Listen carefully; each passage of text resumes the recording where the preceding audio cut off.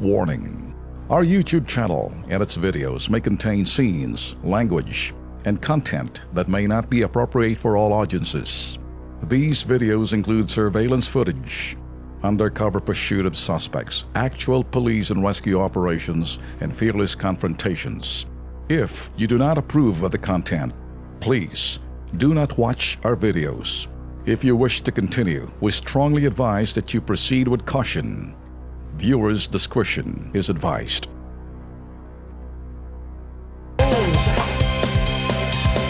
Kasama po natin ngayon sa studio si Jolhagi Kadatuan ng Taguig City. Nagmagandang loob po siya para sa kanyang kaibigan na si Rufaiza Gapor na nasa Saudi Arabia.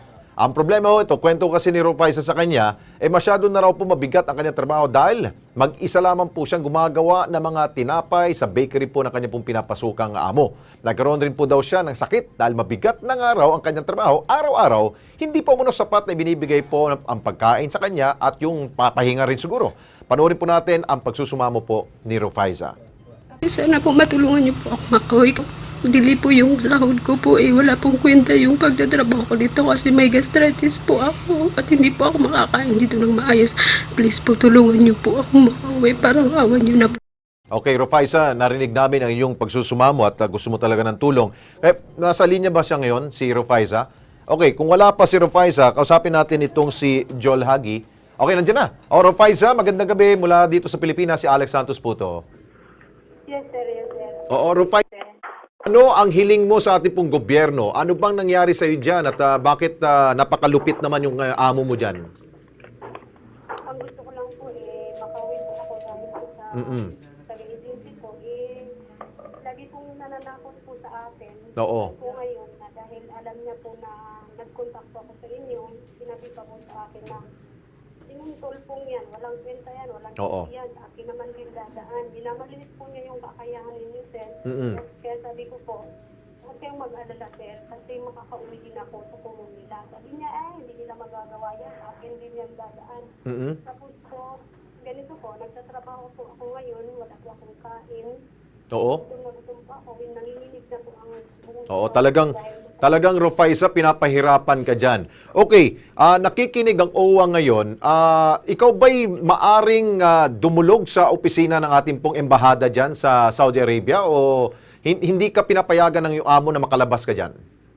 Hindi po ako pinapayagan lumabas. Yun. Dito lang po ako sa loob ng bahay niya. Okay, ganito Rufaiza, stay put ka lang dyan sa amo mo, dyan sa tinitirhan mo ngayon. Huwag kang gumawa ng anuman para at least hindi ka pag-iinitan ng amo mo. Hayaan natin ang gobyerno ang pumunta dyan sa bahay mo para kupin ka nila at kunin para makawala ka dyan sa paghihirap ng ginagawa ng amo mo. Okay, Rufaiza? Opo, maraming Okay, ingat ka dyan ha. Ingat ka, Rufaiza. Kausapin natin si Jolhagi. Jolhagi, salamat at na magandang loob ka dahil sinasabi mo, yung kanyang pamilya pala ay nasa ibang lugar sa Pilipinas. Taga saan ba si Rufaiza? Marawi City. Taga Marawi. At bakit mo naman siya na gustong tulungan? Ano bang, best friend mo pa talaga to? Opo, best friend ko po siya. Dati-rati po, nung nag-graduate siya, ako po yung gumawa ng thesis niya. Okay. Then, so this time, she needs my help, then, Nandiyan ka sa ora kanya? mismo. Okay. May sinasabi ka na may problema pa lang kanyang kontrata dito? Oh, may problema naku po. Kaya ba itong dahilan kung bakit siya masyadong ginigipit doon sa bansang Saudi Arabia? Opo, Okay. 100%. Sige, nasa linya ngayon po si Josephine Tobia, ang officer in charge po ng Advocacy and Social Marketing Division ng OWA. Ma'am Josephine, meron naman po kami lalapit to sa inyo. Sana ho makatulong ho kayo, ma'am. Yes, good evening sa inyo, Alex. Opo. Si Rufaiza po ay nasa Saudi Arabia at sabi ko sa kanya, huwag mo siyang gumawa ng anuman para hindi po siya pag-initan ng amo. Pwede ho natin tawagan siguro po yung ating pong mga tauhan po dun sa Saudi Arabia, ma'am, no? Para at least maganda po yung pag-turnover po sa kanya ng amo niya. Yes, so send na namin ang communication ngayon. Yes, ma'am. Hapon doon sa Saudi Arabia, Philippine Overseas Labor Office, aming welfare officer. Opo. Para i-check yung sitwasyon nitong si Ms. Gapor. Opo. At malaman kung paano siya ma-rescue, no? At saka tomorrow we will call up yung agency niya Yes, ma'am. para i-verify bakit wala siya dun sa database namin. Oo. Pero rest assured na tutulungan namin siya. Okay. Sa simula pa lamang po, ma'am, nagpapasalamat kaagad kami sa inyo, ma'am Josephine. Thank you so much, ma'am.